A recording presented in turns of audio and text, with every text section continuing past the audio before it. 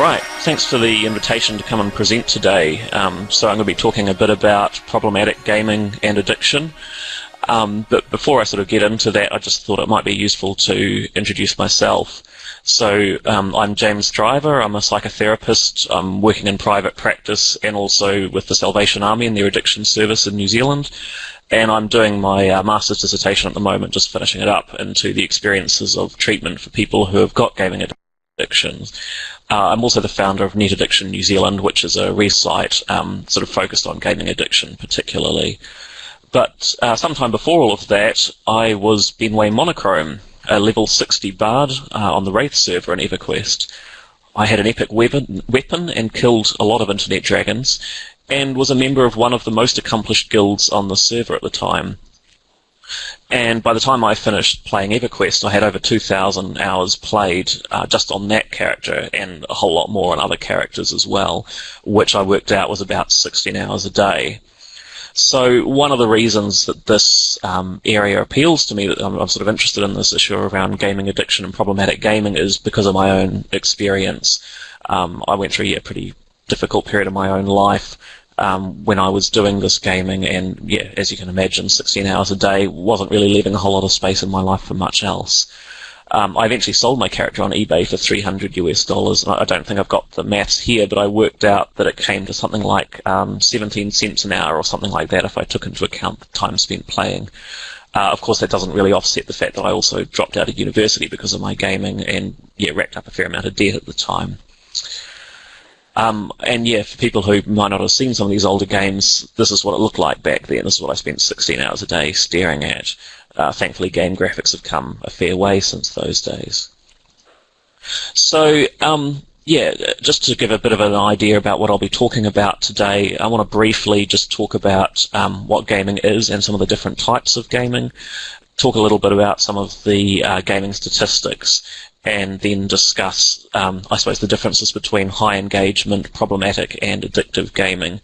Also talk a little bit about the clinical knowledge and treatment sort of approaches that have been tried to date around problematic and addictive gaming, and then just finish up there. So starting off, looking perhaps at why people game, and also a little bit at types of gaming and gaming cultures. I'm just thinking in terms of having a bit of an idea about, how many people in, the audience are into gaming and stuff as well. So, as most of you are aware, gaming has become, a very, very popular pastime. I think in most Western countries, more of the media spend is on gaming than on any other media form, and in some cases more than other media forms combined. And obviously there's a lot of reason why people get into gaming. So I went online, had a look around some of the sort of quotes of people discussing, this issue of why they get into gaming, and, these are some of the ideas that people came up with. I like to be able to be someone else, not have a care other than trying to kill a dragon. In a word, progress. I play largely RPG and action-y type games that have some sort of leveling system. A few people actually identified, that they use it as a coping mechanism. And it's fun and competitive without having to be physical.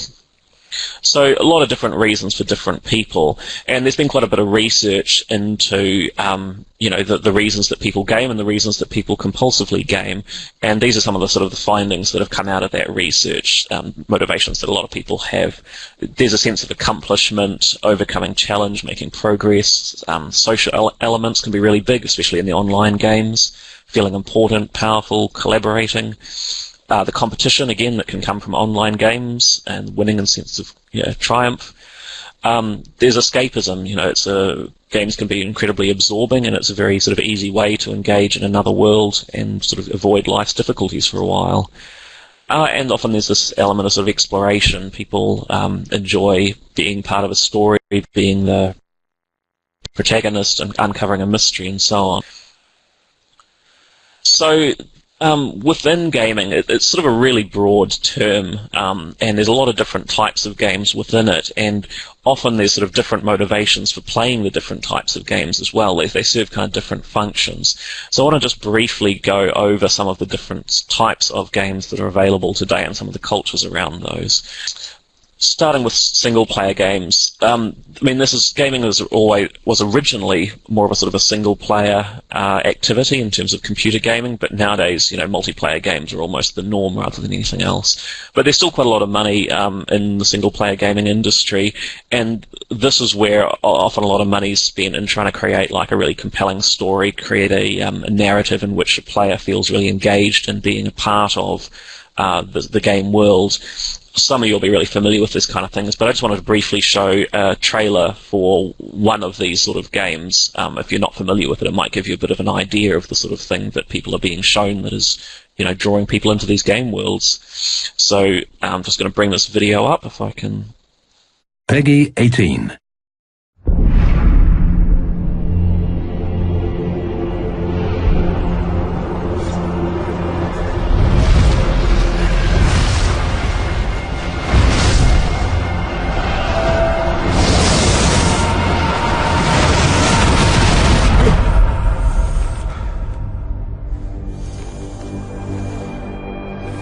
I never asked for this.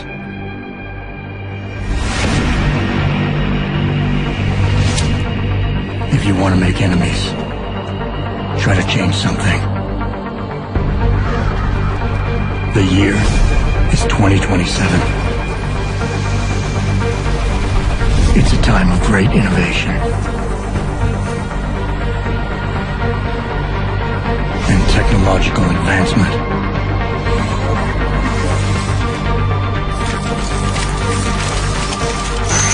It's also a time of chaos and conspiracy.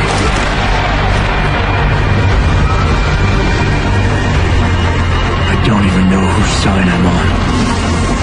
Breaking news. The riots continue in the streets of Detroit.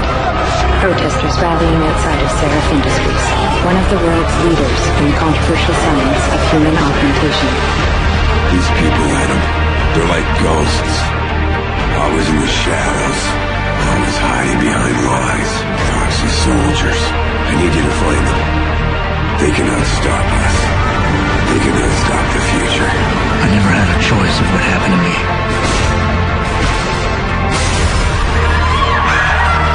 How do you feel, Adam? The body may heal, but the mind is not always so resilient. Corporations have more power than the government. Everyone's fighting for power, for control. Help! Please!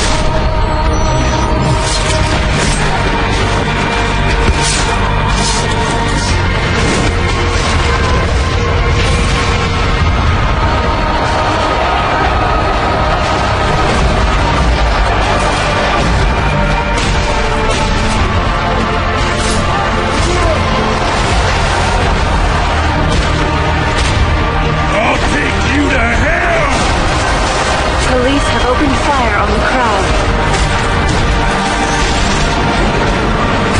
You'll never find them!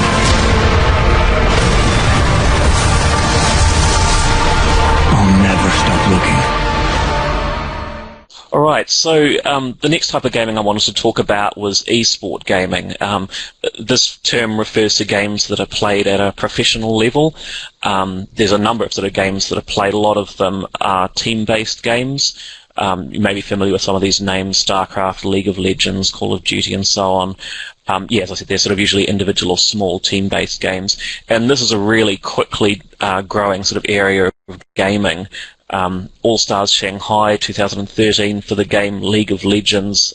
This was an international championship, attracted 18 million viewers for the final game, had a $2 million US prize pool, and this game alone has 4 seasons per year, around 4 tournaments per season, and a total of 32 million active monthly players. And as I said, this is just one game of many. So this is becoming a really popular form of gaming, and also from what I've seen and what some of the research is showing, one of the forms of gaming that's sort of most associated with problematic and addictive gaming. I want to show another video here, and this I understand probably won't make a lot of sense to a lot of people because it's a clip from one of the final games in this tournament. But what I'd like to sort of just draw your attention to, because in this video you can hear the commentators describing the game, sort of the energy in their voices, you can hear the crowd, you can hear them talking about the players' names and what they're doing in a way that's, you know, very similar to how sports games are presented.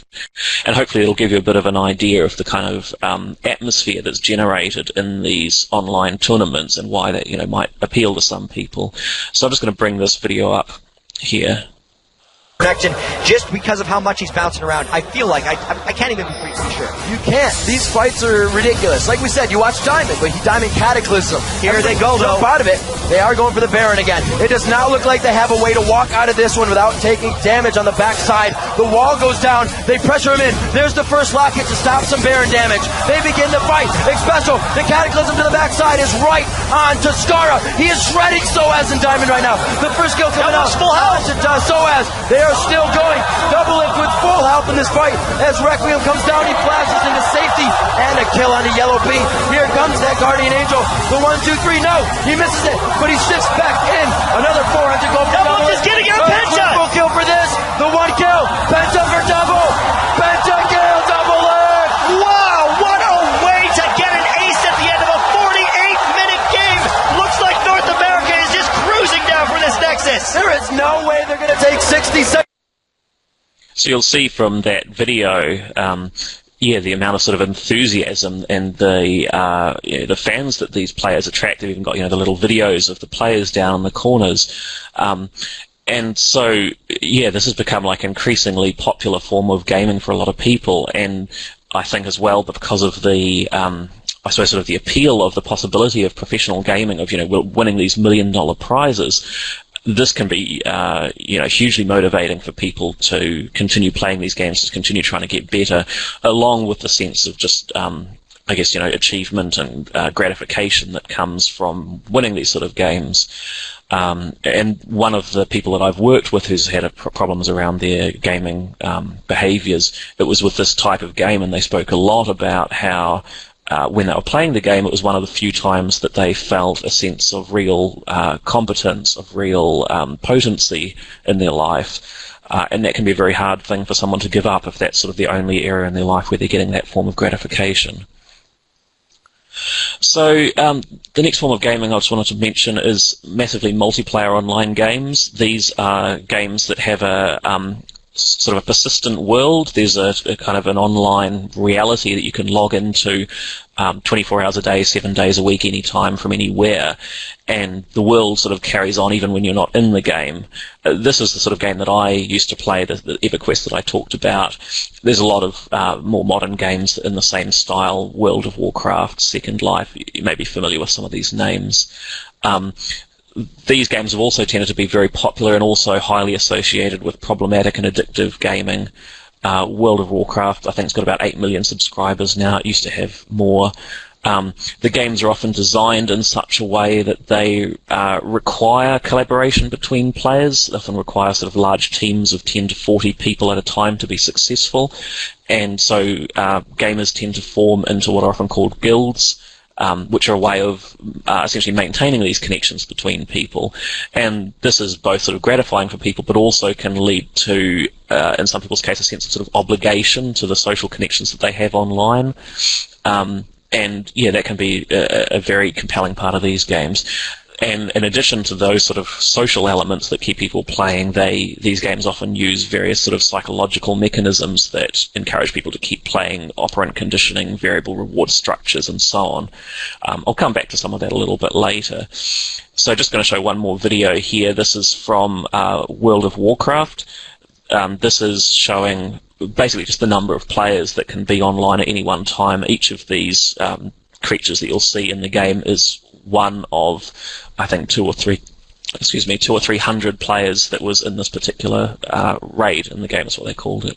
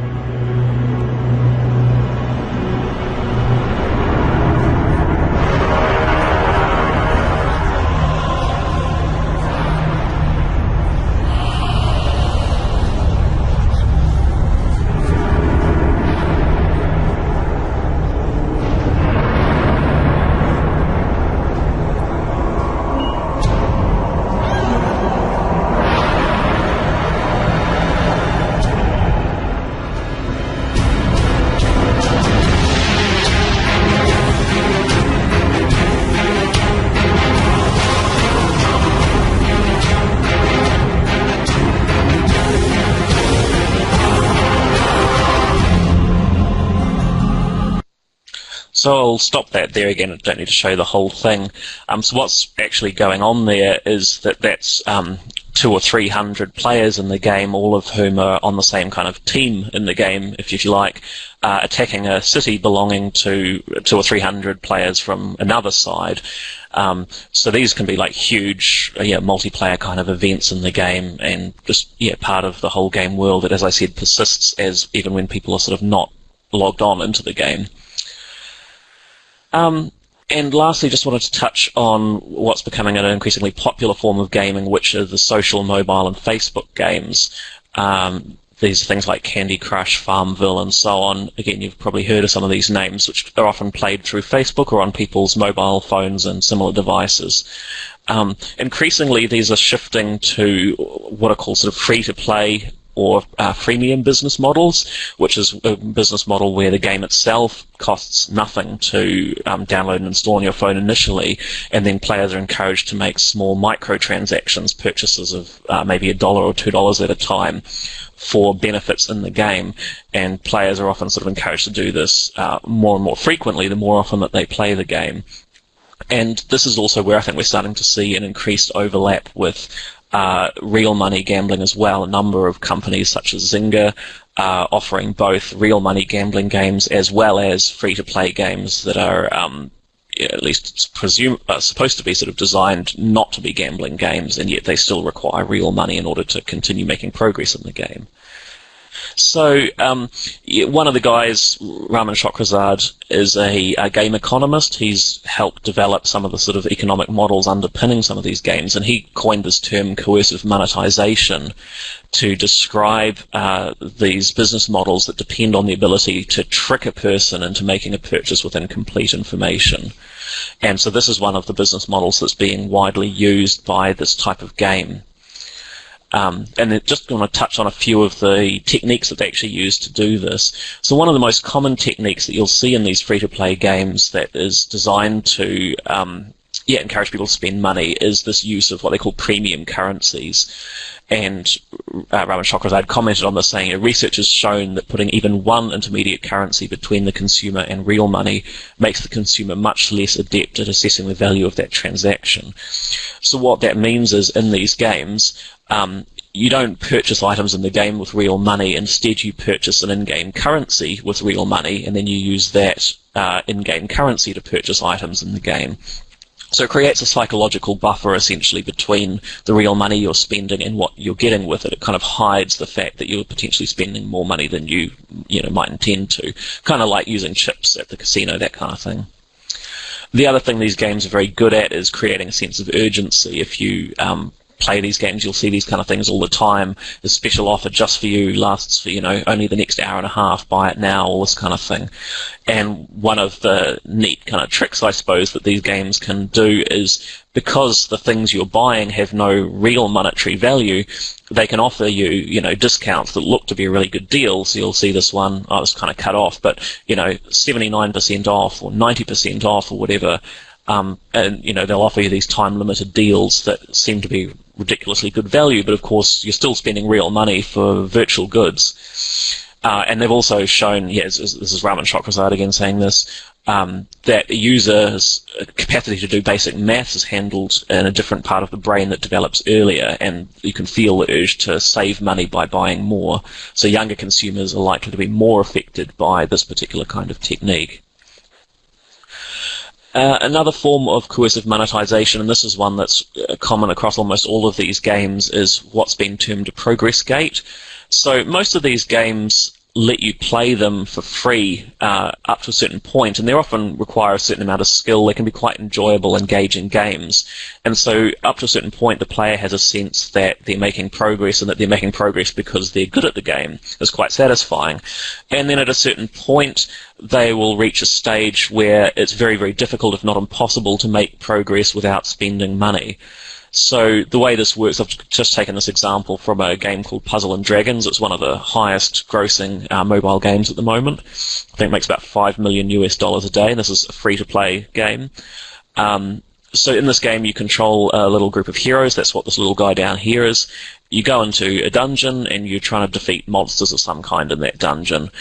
So you start out playing the game, you come across a monster, you manage to defeat it, and you gain some in-game points. That's the number on the right-hand side there. And you carry on, you come across a slightly tougher monster. Again, you fight it, you win, you get more points. And this continues for a while until you'll reach a monster that's too tough to defeat, and you lose at that point. And what these games tend to do at this point is they say, well, you know, if you back out now, you lose all those points that you've gained so far. However, if you're willing to pay just a little bit of money to continue, then you can keep the points you've earned and carry on, and you'll get some more points as you beat the monster and go on. And so what happens is this plays on people's fear of loss. We're sort of well aware psychologically that people are more inclined to avoid loss than they are motivated to pursue, you know, potential gain. And so the games do that. They confront you with this. You're going to lose your progress unless you pay money. And the first time you come up against this, players will often feel like, well, I've invested so far. You know, it doesn't matter now. It was free. I don't mind spending a couple of dollars to carry on. But what you find is as soon as you've paid money to go through what's called a progress gate, you'll come up against another one, and you'll come up against another one slightly sooner than the first one you came across. And if you go through that one, you'll come up against another one sooner again. And so what tends to happen is that the longer you play the game, the more frequently you're required to pay money in order to continue playing. So these games also use a form of non-monetary gambling to incentivize people to play. So again, often in these games, when you spend real money to get an upgrade in the game, you don't buy what you want directly. You buy a chance to get what you want. So again, in Puzzle & Dragons, the way this works is it literally has this little dragon figure that looks like a slot machine with this hand that you pull down on. So you put money in, an egg pops out, and it turns out to be a new hero for you. And sometimes like a really weak, crappy hero, like if you're thinking of, I don't know, Lord of the Rings, maybe like Pippin or something, a hobbit that's not really very useful.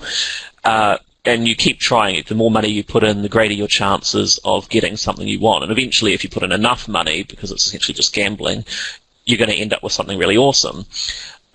So this uses basically all the same kind of psychological tricks that are associated with gambling, the variable reward ratios, all of that motivates people in exactly the same ways. But of course here you're spending real money, and the thing you're getting is it doesn't even have any real world value. And these games, as I said, Puzzle & Dragons is making $5 million a day from this kind of transaction. And I mean, compared to gambling games, that might seem like small money, but when you think about the fact that there are hundreds of thousands of these games and people are not actually getting any money back out of them, it ends up being a pretty substantial amount of revenue for these companies. So just before moving on to talking about the psychology of gaming addiction, I wanted to touch on some gaming statistics, both within Australia and internationally.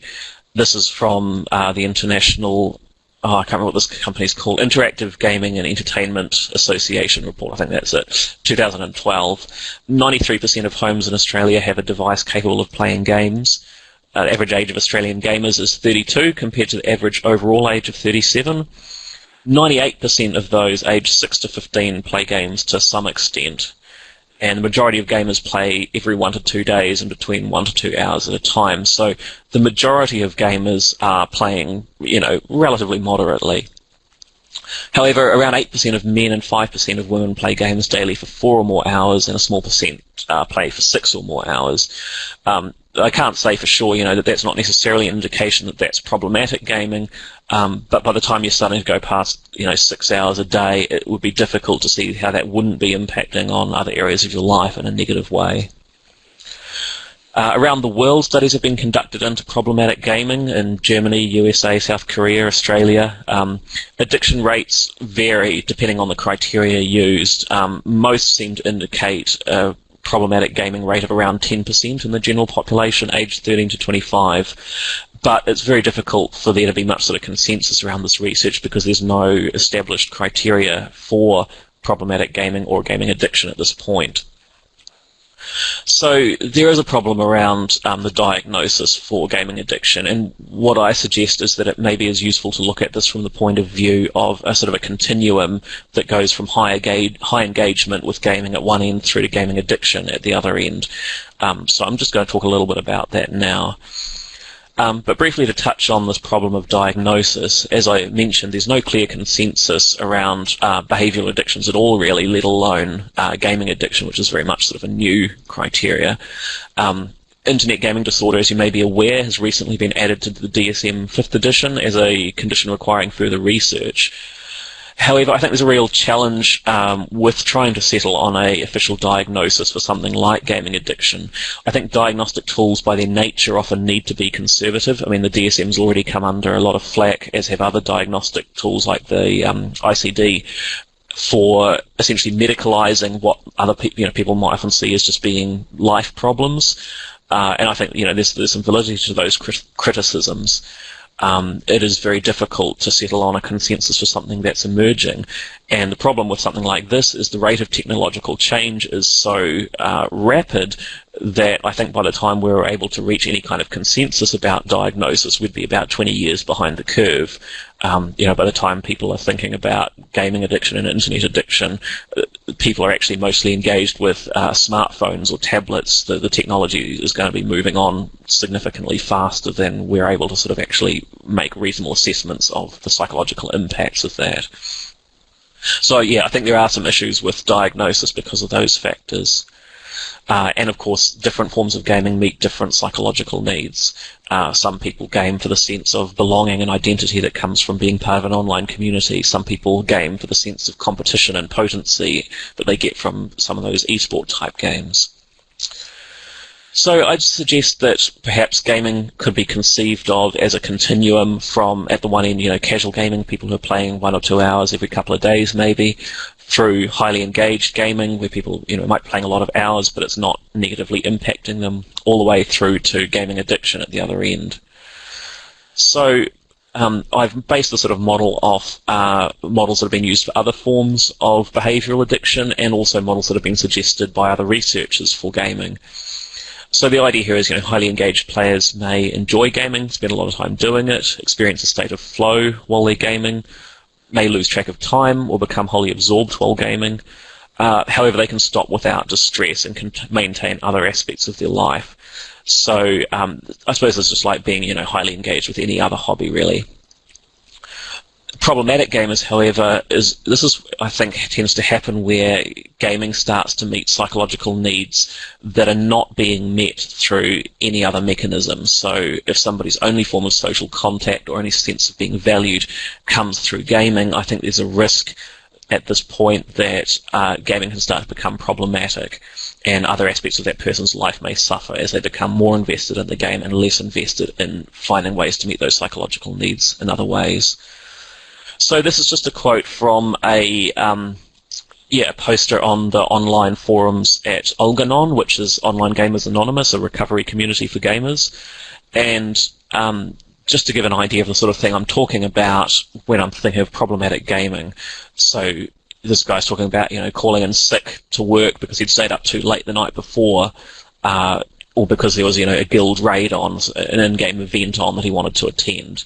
So at this point, maybe it's not an addiction, but it's certainly starting to have a negative impact on his work life and on his relationship. He talks about, not going to bed when his wife wanted him to because he's so consumed with the game.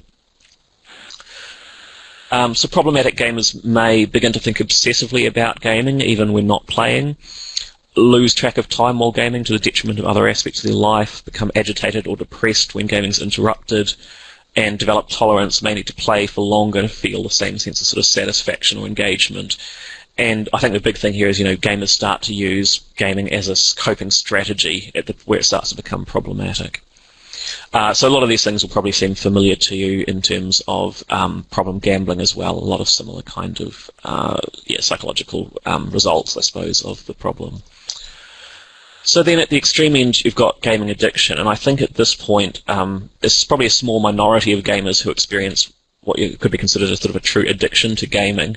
And I think it differs from problematic gaming due to the presence of withdrawal symptoms and the decreased ability to control gaming behaviours.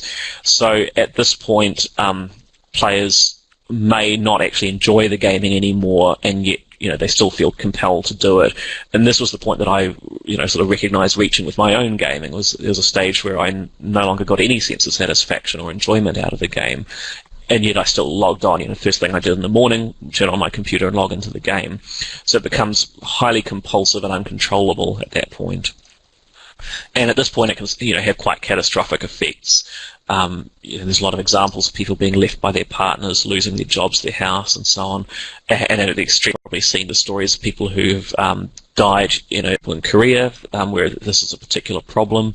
Young guys dying in gaming cafes after 72-hour gaming sessions. Parents neglecting their children starved to death. So it can, at the extreme end, be, really quite a catastrophic thing for people. So here's just another example, again, from a different poster on the Online Gamers Anonymous forums. Excuse me. So this person's saying, their wife left them due to gaming, and at that point sort of lost all sight of reality, didn't even bother with sort of basic hygiene, brushing teeth, bathing, showering, doing laundry, all that kind of thing. So again, very similar kind of symptoms that you see at the extreme end of other forms of addiction. Excuse me, I just need a glass of water. So at this extreme end of addiction, gaming addicts may demonstrate some or all of the symptoms of problematic gamers, and also experience withdrawal symptoms when not playing and may find it hard to concentrate. And also a lot of gaming addicts talk about experiencing depression or anxiety in addition to the addictive symptoms. Gamers also experience reduced behavioural control, continue to game even though they no longer enjoy it, and often neglect other aspects of their life to a critical degree. So I just wanted to briefly touch on this particular view of addiction, because I think it has a lot of relevance to game addiction in particular. This is proposed by Lance Dodds, a doctor who's worked with addictions for many years in America. And he talks about addictions less as a disease, as they're somehow sometimes conceptualized within, say, 12-step or certain medical models, and more of a sort of a psychological process. He suggested a different sort of questionnaire for understanding addiction. He made it for alcohol, but it was easily sort of translatable for gaming, which focuses on what is the psychological purpose of the activity that the person's taking part in. And I think these questions can be quite enlightening if we think about them with regard to people who might be coming to us with problems for gaming. So he suggested things like this: do I game sometimes when I don't really want to, but feel I have to do something to relieve tension? Even if I like gaming, is there an intensity and determination to my gaming that can't be explained by liking it? If I am blocked from gaming by circumstances or another person, do I become unusually angry? Do I feel better knowing that I'll be able to game even before I start playing? Are there certain emotional situations that I know will lead me to gaming? If I cannot game, will I sometimes substitute another activity that feels like accomplishing the same thing? So reading about games, watching gaming videos. A lot of players will talk about this kind of thing. Does my gaming ever seem to substitute for a relationship with a person? Do I tend to game if I'm lonely? Do I game when I feel bad self? Does gaming seem to solve other emotional problems, at least while I'm doing it? Does it help me feel more in control of my feelings in my life? So what this perspective, I think, shows is a questioning into what is the purpose that the gaming is serving in a person's life. And I think this is a really good way of trying to understand, is this gaming a healthy hobby that somebody's really interested in, or is it being used in a way that might be psychologically maladaptive and could lead to problems further down the line? And I do think that this model can be used very well with other addictions as well, when we look at what are the underlying reasons for somebody's behaviours.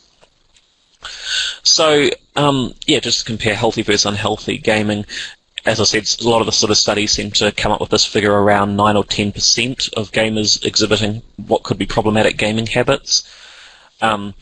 a treatment centre in Canada found that of all the people who presented to them with internet-related addictions, 42% of them came specifically with issues around gaming. The rest was to do with social media or online pornography or various other things. So gaming was the majority of those.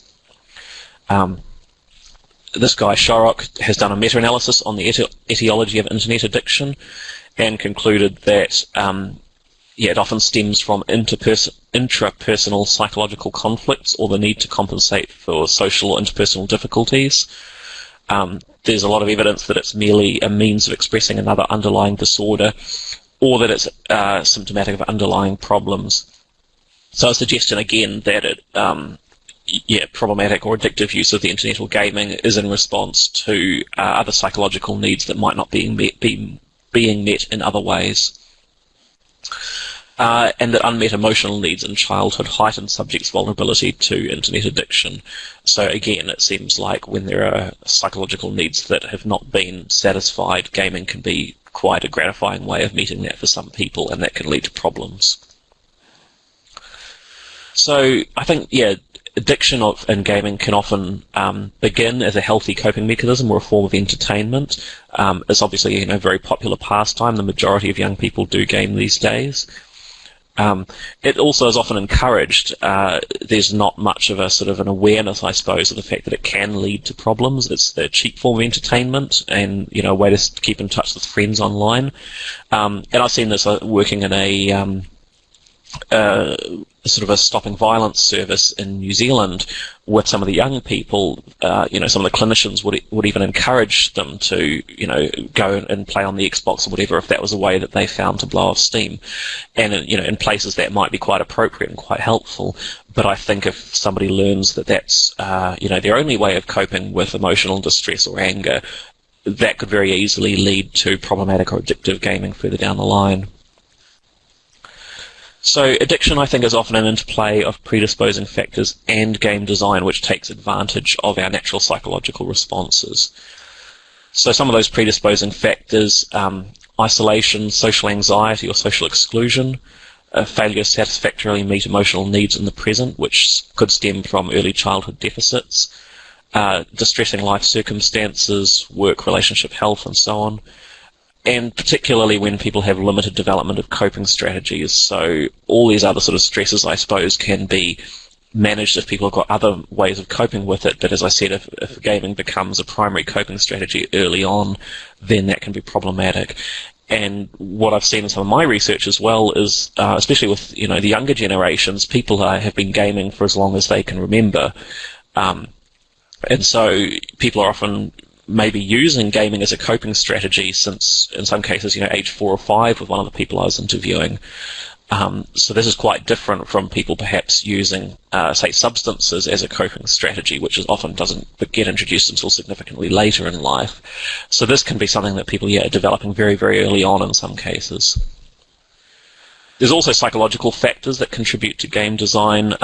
As I mentioned, a lot of these games use operant conditioning. One of the researchers looking to EverQuest referred to it as a virtual Skinner box. And some of the ways this is brought about is there's the use of variable reinforcement.